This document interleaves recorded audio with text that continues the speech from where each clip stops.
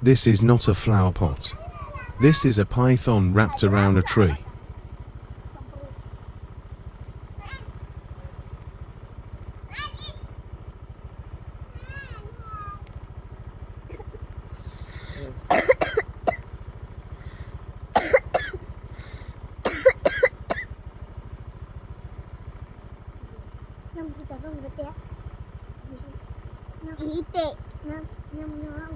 Dữ.